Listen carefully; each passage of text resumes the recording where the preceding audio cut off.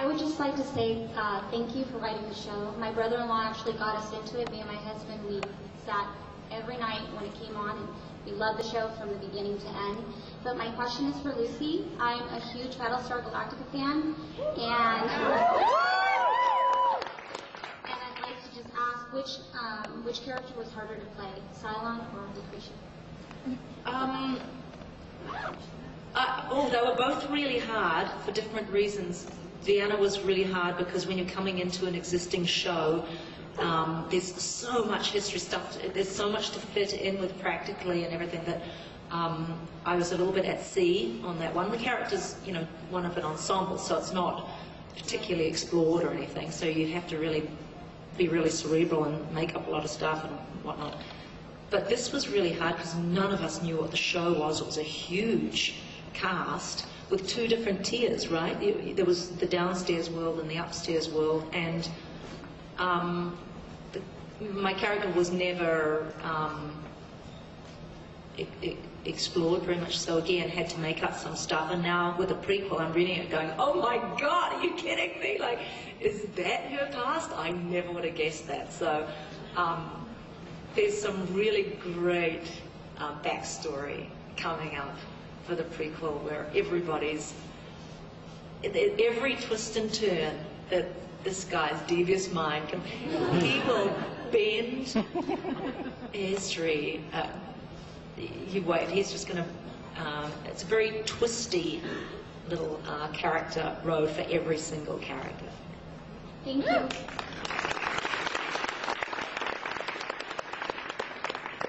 Hi everyone, thank you for a wonderful show. We all love you. One of my favorite characters is Doc Tori. My question is, how much of him can we expect to see in the prequel? Do we see him as a fighter? And will we see him survive the accolades? Will you show that part of him? You will see quite a bit of him. You will not actually see the Theophilus fight, basically because we showed you what's going to happen. So it's kind of hard to build up to, hey, what happens when Inemeus fights Theophilus? You kind of know. But he plays a major, major part in the prequel. We really bring him to the forefront.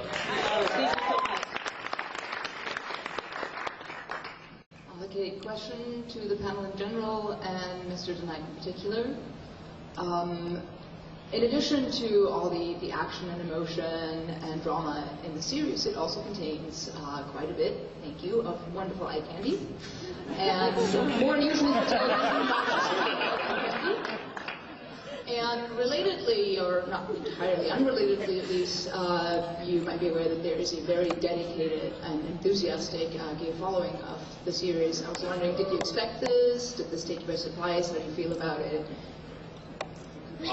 You know, I'm very happy that everybody loves the show. I was hoping we'd be embraced by the gay community because we have always said, Rob and I from the start, that we want relationships between men and women, between men and men, between women and women, and at the end of the day, it's all about, we never wanted it to be about, oh, it's a gay relationship. It's always just, it's a relationship.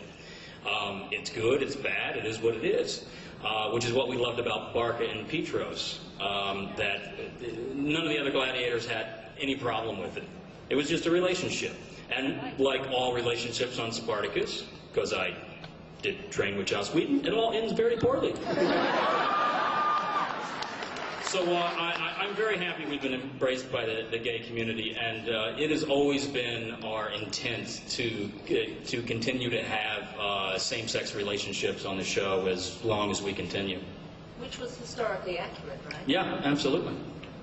Thank you.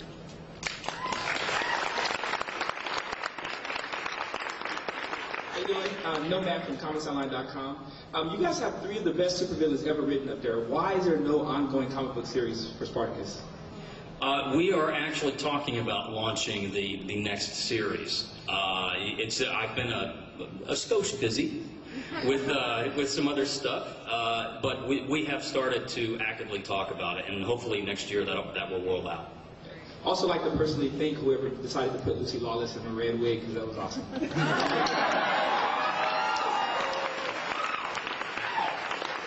haven't seen all of my red wigs. I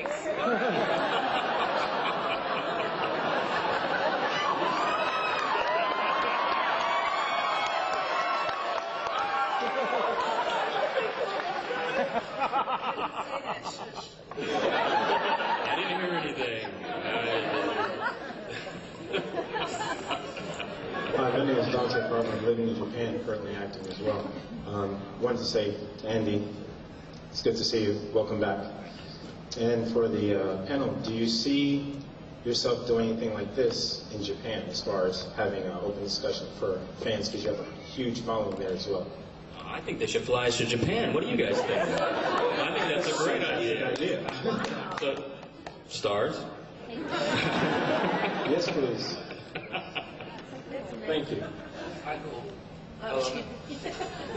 A question for everybody, I guess, except for Stephen.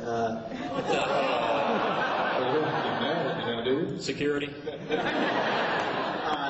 Everybody got to dress up in such cool outfits. Was there anything you wanted to take home that just actually seemed kind of great? I mean, I guess Viva and Lucy more than Andy, who really didn't wear much anything.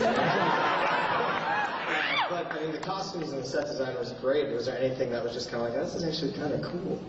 I wanted to take home all of my dresses. It was like every episode just exceeded the last one. It was kind of amazing what Barbara Dara, our costume designer, came up with again and again and again.